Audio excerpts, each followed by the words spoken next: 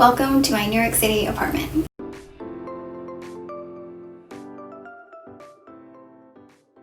Today I'm giving you a tour of the kitchen and walking you through the renovation process from start to finish. Anyone who's ever done a remodel before knows how time-consuming and exhausting the process can be. So today I'm sharing with you everything that I learned, all the mistakes that I made, and what I would do differently, so that hopefully you can have a pain-free process. And if you're not looking to remodel right now, but just want to know what it's like to live in the city, then keep watching and I'll show you what a small apartment kitchen in New York looks like.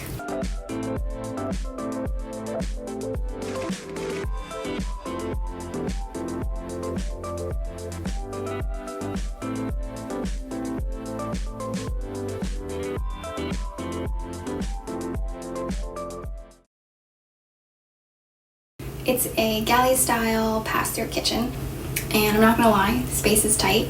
It's basically 6 boxes. So I'm curious, what's it like where you live? Let me know in the comments if after watching this video you would move to New York City in a heartbeat or if it's totally off the table. So first things first, the size. This kitchen measures about 6.5 feet wide by 7 feet in depth. And that's backsplash to backsplash, so the actual walking depth is narrower than that. And what that basically means is it's 6 cabinets, 3 on each side, so it really doesn't give you a lot of room to work with because every kitchen kind of needs a certain amount of standard appliances, right? Like a stove, a fridge, sink, and then of course you can get fancier from there, but when you're working with a size this small you don't really have much room. So figuring out the placement when you don't have a lot of room to work with is the first thing to decide on the layout. Next, we thought about whether to open up the kitchen. When most of the original buildings in New York City were built, they're typically called pre-war buildings. The closed kitchen layout, off to the side of the apartment was very popular. If you think about a classic 6 or a classic 7 floor plan, you'll see a really narrow, long, skinny kitchen off to the side, and then there was usually a maid's quarter right off of that kitchen. And that's because back in the day, smells and the oils and just the general kitchen duties were considered staff work, and you didn't want it in the living part of the home. So nowadays it's the opposite. The kitchen is the heart of the home, and it's really popular to have an open floor plan where the kitchen's right in the center and everyone can kind of gather around like a nice big island. That's not really possible in this space, so ultimately we decided to keep it in the original layout as a closed kitchen. That was for a number of reasons, but the main ones are, one, it's cheaper. When you talk about breaking walls, that's going to add cost. Not only do you have to rebuild the wall, but you have to consider things like the electrical, the plumbing, the gas line. All of that in New York City is a lot more complicated than it would be anywhere else. So when you're designing a kitchen with a limited floor plan, the appliances are the first thing you want to consider. I know it's really tempting to go on Pinterest and pin all these inspirational photos or flip through magazines or head straight to a showroom, but that's actually not what you want to do. You want to choose your appliances first because they dictate everything else. The electrical considerations, the cabinet design, everything revolves around the placement and dimensions of the appliances. So in New York City, especially for older apartments, you have to get approval for everything. It's easiest to actually just stick with the existing layout. For example, if the existing stove is in a tight spot, maybe it's off to the corner, that's pretty common, it's against the wall, and you want to move it to be a little bit more center, you want to align maybe it to be right in the middle of the cabinets, that's going to involve moving a gas line. If you want to change where the sink is placed, maybe you want it directly under the window and you want it to be centered, that's going to involve some plumbing and maybe moving a water line, and that's going to be extra approval processes. Some buildings do allow it, some buildings don't. It just depends on how strict the building board is and on luck, and it also depends on how much you're willing to spend, to be honest, on floor plans and approvals and permits. I really do recommend working with a kitchen designer, and it sounds fancy, but it really doesn't have to cost extra. Generally, wherever you get your cabinets, they can help check the measurements and be that second voice of reason and ask you if you've considered certain things. They will be able to plan out the look and design and the dimensions in CAD software and help you plan out the space. So I looked for all my appliances on AJ Madison. They are a appliance kitchen remodel company. They have a showroom in Brooklyn if you want to see everything, but I just did everything online. And the website is great. I'll link it in the description because you can filter for appliances by dimension, and then right on each product page you could do a comparison if you want. But the nice thing is they have the PDF of the product dimensions straight from the manufacturer on every product page. So like I said, that's really important, especially when you're dealing with a small space. You want the exact dimensions. Often, a washing machine will say it's 24 inches, but it's not. It rounds up to 24. It might actually be like 23 7/8 or 23 1/4. And you might think, okay, that's basically 24 inches. Even, an eighth of an inch really does matter, especially when you're dealing with a tight space. So I do recommend looking at the exact product dimensions. I went with these kind of blue-gray shaker style cabinets, really simple, classic design. If you have a small space, I think white is always a great color. Anything that will brighten up a space, just don't go with a dark color.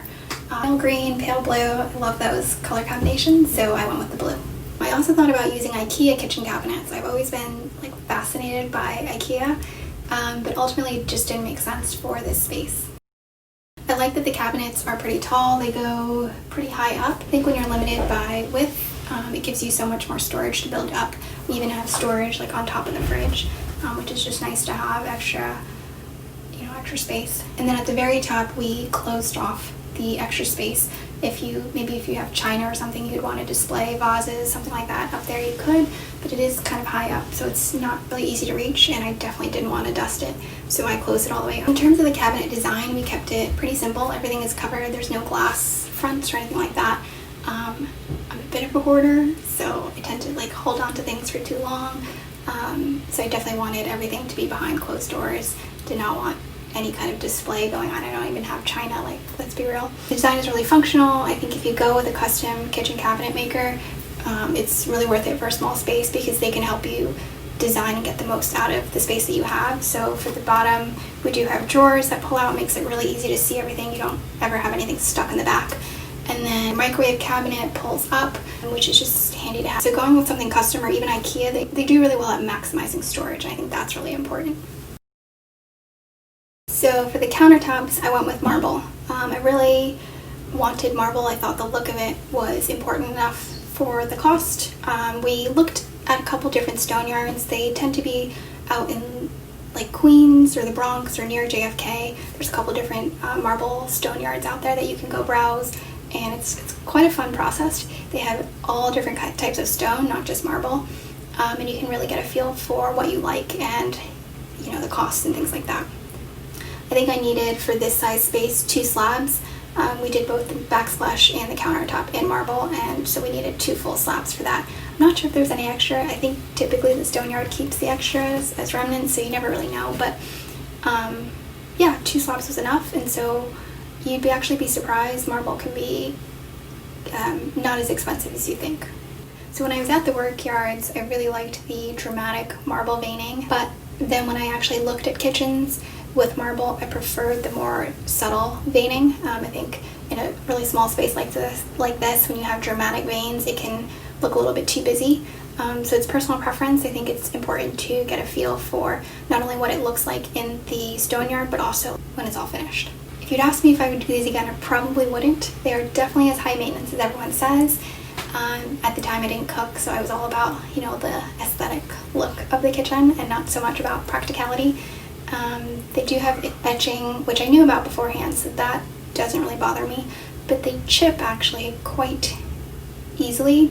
So I still love the look of the marble, but they are definitely as high maintenance as everyone says. It's definitely something that you have to take care of and you have to be careful with.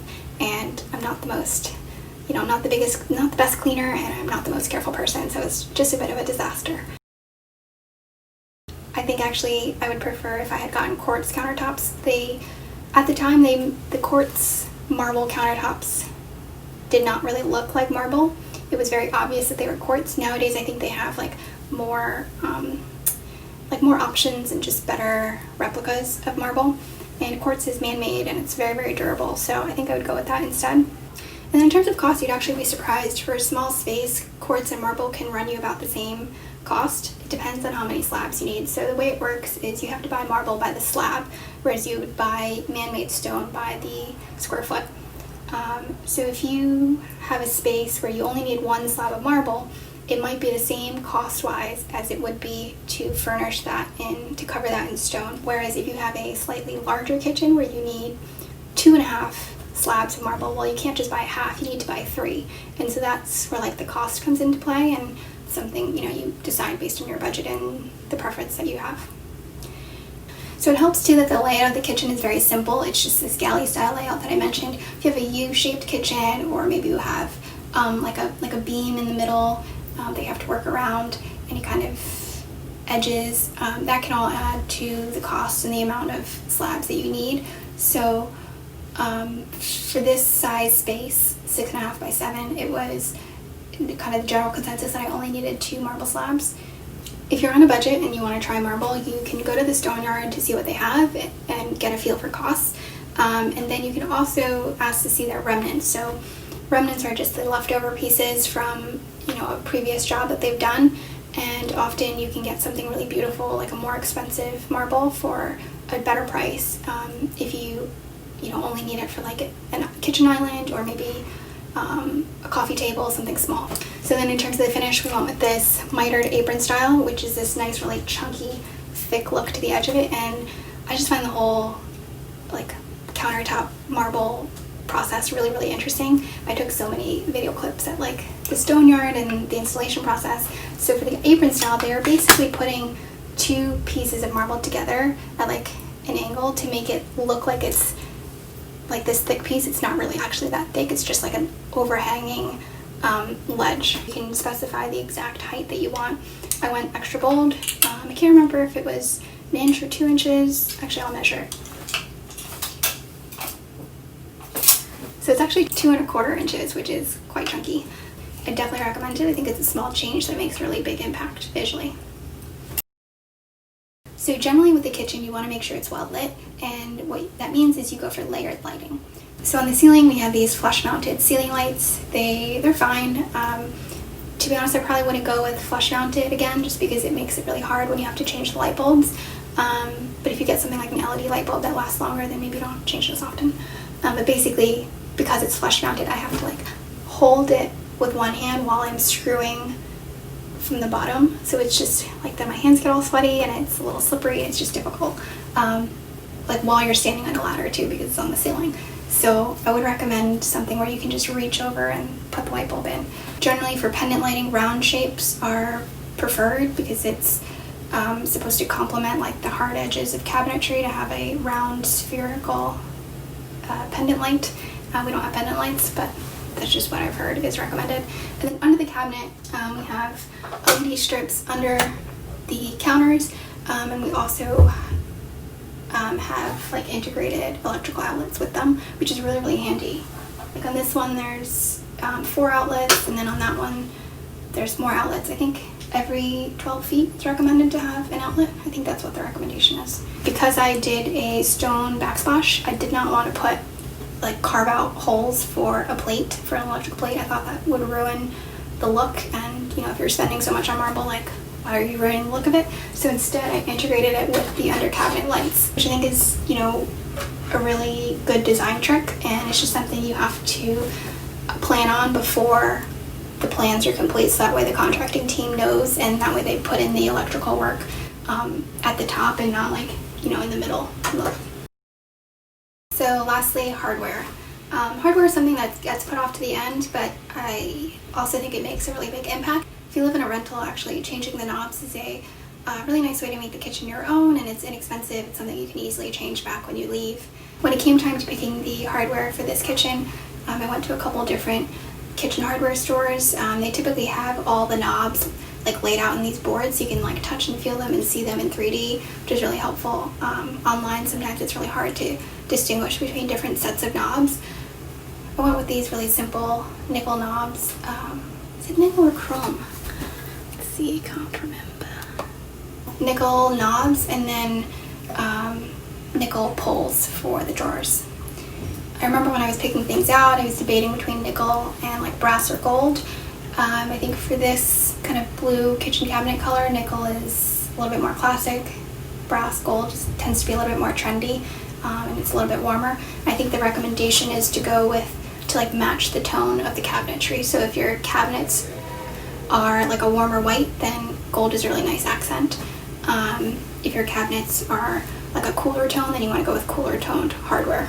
And that's basically everything that went into the remodel. So I hope you found this helpful. If you did, please give the video a thumbs up. And if you're going through a small space remodel, then stay tuned. I'm going to have another video all about choosing compact appliances, like what to look for, how much they cost, and a space saving trick. So make sure to subscribe if you want to see that. All right, thanks for watching. Bye.